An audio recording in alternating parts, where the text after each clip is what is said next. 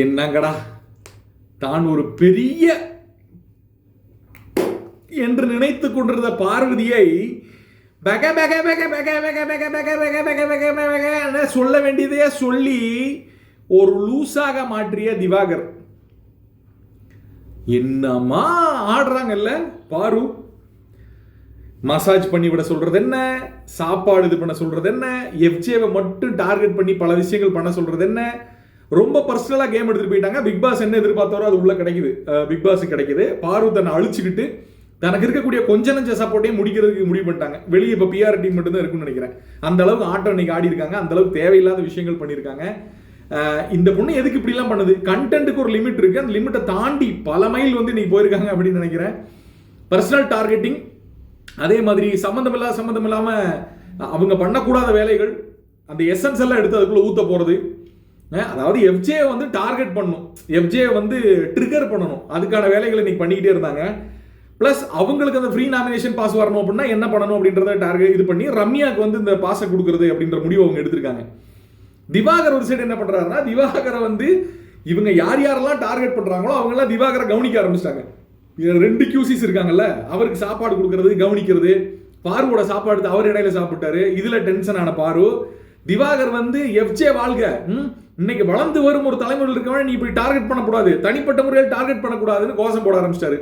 அதுல கிறுக்கான பாரு சொன்னதவே சொல்லிக்கிட்டு என்னமோ ஒரு கோஷம் போட்டுட்டு இருக்காங்க. எஃப்ஜே அதாவது உழைப்பாளர்களின் இதை ரத்தத்தை உரியும் எஃப்ஜேன்னு சொல்லிட்டு இருந்தவங்க திடீர்னு ரத்தத்தை உரியும் QC இந்த அளவு சுட்டு ஒன்றும் பண்ண முடியாது அப்படின்னு எஃப்ஜே பண்ணாம பாருங்க ஒரு ட்ரிகரு.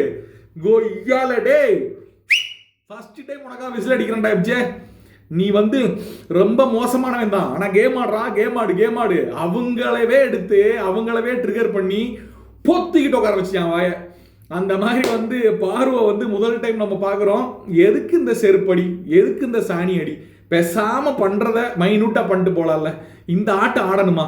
இப்போ எல்லாரும் சேர்ந்து உங்களை டார்கெட் பண்ணும்போது வெளியே இருந்து எல்லாத்துக்கும் உங்க மேல வந்து ஒரு கரிசனை வரும்னு நினைச்சீங்கன்னா அது மண்ணா போயிடும். ஏன்னா நீங்க அந்த லிமிட்டை தாண்டி இன்னைக்கு ஒரு விஷயம் பண்ணி விட்டுருக்கீங்க.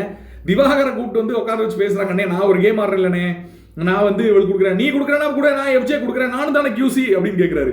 ஐயோ கோபப்படுறானே இவன் எப்படி இது பண்றது இல்லை, அண்ணே வானே இங்க வானே அப்படின்னு கூப்பிட்டு இது பண்ணிட்டு இருக்காங்க. இன்னைக்கு தேள் கொட்டின மாதிரி இருக்க போறாங்க பாரு கொஞ்ச நேரத்தில். இப்போ பாருங்க வேடிக்கை மட்டும் பாருங்க, உள்ள என்ன நடக்குது அப்படின்றத அப்டேட் கொடுக்குறேன்.